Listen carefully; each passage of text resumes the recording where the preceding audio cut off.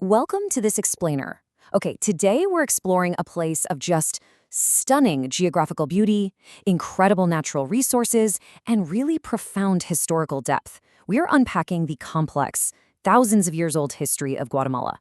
To truly understand Guatemala's present socio-economic and political landscape, we've got to look at the deep roots of its past, tracing the lines from ancient civilizations all the way through colonial rule right up to modern conflicts. To do that, here's our roadmap for today. We'll hit 5 key eras: the Maya and Conquest, colonialism and independence, the Cold War era, the Civil War, and finally, contemporary Guatemala. Let's get right into it. Okay, let's dive into this, because there's a massive paradox we need to anchor our whole narrative around today. How does a region that literally served as a cradle of civilization, rich in natural wealth and human capital, end up defined by extreme poverty and conflict today? Well, to figure that out, we actually need to go way back to the beginning. Section 1, the Maya and Conquest. Brilliance and brutality. Now, what's really interesting about this slide is the sheer ancient scale of this timeline. Long before any European explorers arrived, this land was home to a massive, thriving cultural mosaic. Look at this, sedentary agricultural villages popping up as early as 2600 BC. And by the Classical period, around 300 AD, the Maya were building these enormous city-states with populations rivaling modern metropolises. I mean, they were master astronomers, brilliant mathematicians, incredible architects. But then, in 1523 AD, the arrival of Spanish forces led by Pedro de Alvarado changed absolutely everything. And as you can see, the resulting clash was completely asymmetrical. The Maya defenders, specifically the Quiche warriors, fought fiercely. They essentially used early guerrilla tactics to protect their homes. But they were up against an immense technological advantage. The Spanish invaders brought war horses, artillery, and had 8 or more guns per Spaniard. It just wasn't an even fight. This massive technological mismatch led to a rapid, brutal shift in power, which was just devastating for the indigenous population through both violence and introduced diseases. Moving on to Section 2, colonialism and independence, a shift in power, not structure. Let's see how this builds into the society that followed. What happened next set up a really rigid societal structure that defined the nation for literally centuries. At the top of this table, you've got the Spanish and later the Criolla oligarchy. These are people of European descent born in the Americas. They held all the cards: political power, the military, and these vast, sweeping agricultural estates. At the total opposite end, at the bottom, were the indigenous Maya. They were subjected to slavery, serfdom, and extreme economic marginalization. The whole economy basically shifted to extracting resources and growing cash crops, that's sugar and coffee, completely on the backs of forced indigenous labor.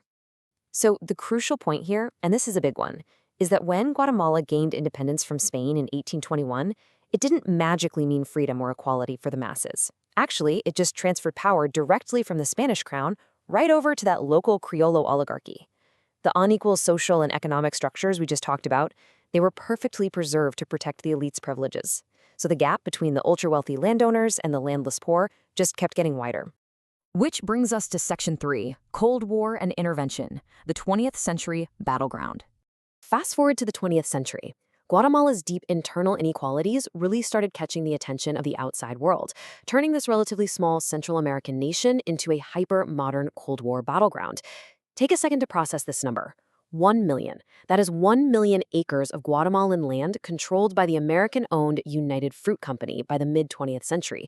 And they didn't just own the dirt. They controlled the shipping facilities, the railroads, the whole shebang. It's a staggering economic monopoly. You've got a foreign corporation essentially wielding unchecked influence over the entire Guatemalan economy, and by extension, its government. And this timeline brilliantly illustrates how that economic tension exploded into political intervention. Following the 1944 October Revolution, Guatemala actually had a decade of democratic reforms. In 1950, Jacobo Arbenz was elected president, and 2 years later, he introduced an agrarian reform program. The goal was to redistribute unused land back to landless peasants. Well, because this directly cut into the United Fruit Company's massive landholdings, the U.S. government stepped in. The result? A 1954 CIA-backed coup that overthrew the democratically elected Arbenz government, totally rolled back those reforms, and installed a dictatorship. Now, right in the middle of all this mid-century volatility, the social fabric of the country was also shifting. we see the rise of this concept of mestizaje. It's essentially a process from the 50s and 60s where the indigenous population was heavily pressured to just assimilate into the broader mestizo culture. But here's the catch. Despite making up a massive chunk of the population, the indigenous Maya were still completely locked out of political power and deeply marginalized. So you have this intense ethnic stratification and literally zero legitimate political recourse. It created incredibly fertile ground for radicalization. That takes us to Section 4, the Civil War era. 36 years of conflict. All those centuries of deep-seated inequality, combined with the violent shutdown of political opposition after the 1954 coup, finally boiled over into a devastating internal armed conflict. 200,000. That is the factual, deeply tragic human toll of the Guatemalan Civil War from 1960 to 1996. For a country of its size, that is just a staggering loss of life. It was a dark period defined by assassinations, guerrilla warfare, and widespread state-sponsored terror that touched absolutely every corner of society. So what actually drove this? Well, the root causes stem directly from that deep inequality and the historical exclusion of native populations we've been talking about. This naturally led to guerrilla organizations rising up against the government. And in response, the Guatemalan state went hard, implementing a zero-tolerance counterinsurgency strategy. According to the UN-backed Historical Clarification Commission, this strategy escalated into outright ethnic cleansing, specifically targeting the Highland Mayas. The data shows that over 85% of the human rights violations during this entire period were committed by the state. And there is this incredibly striking historical echo that emerges here. The exact same patterns of terror and pacification used by the Spanish conquistadors back in the 1500s, these served as direct inspiration for the Guatemalan military strategies in the 1980s. This was especially true when they were targeting insurgent Highland Maya communities in places like the Ixil Triangle. It's almost like history wasn't just repeating itself. It was literally being used as a playbook for modern conflict. Finally, let's look at Section 5, Contemporary Guatemala, the Scars of History. Now, even though the peace accords were signed in 1996 to formally end the armed conflict, those centuries of inequality and the fresh trauma of the Civil War actively shape the country right now. Look at this chart. Today, just 5 corporations control 80% of the country's agriculture and mining resources. The entire rest of the country gets the remaining 20%.